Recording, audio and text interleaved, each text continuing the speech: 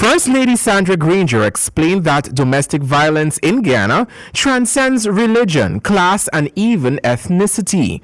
She opined that for years, physical abuse which leads to death has manifested itself more than the other forms of abuse which both men and women face. Since 2019 began, more than 10 women were killed at the hands of their abusive partners. 20-year-old Omwati Wazi of Williamsburg Rose Hall, Corentyne, was one of those women who was murdered by her partner. Mrs. Granger explained that with all the campaigns and movements against domestic violence, there is still uncertainty as to why men in most instances resort to violence against their partners. We have to say what it is that makes people feel that they must demonstrate this power, because it's not love, it's power, against the person. Are the egos of our males so stunted that they cannot accept that a woman decides, I don't think I want to go with you anymore?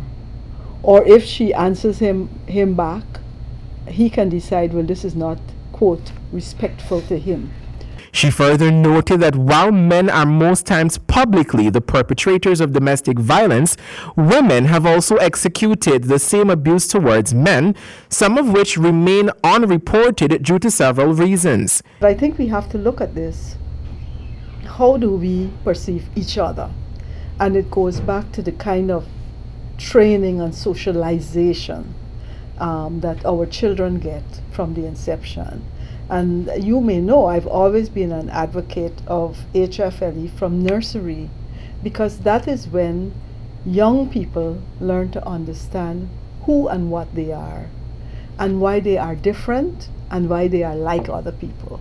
The First Lady noted that teaching young men and women the importance of respect for each other can see a change in what manifests itself as domestic abuse. If we start with age-appropriate language at the nursery level, explaining these are boys, these are girls, this is how boys respond to threats, this is how girls respond to threats.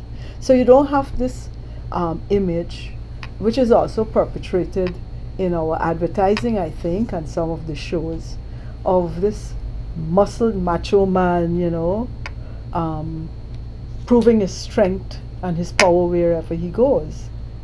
That we can have an equally powerful male who doesn't have to lift a finger and who doesn't have to shout and be abusive. Javon Vickery, HGP Nightly News.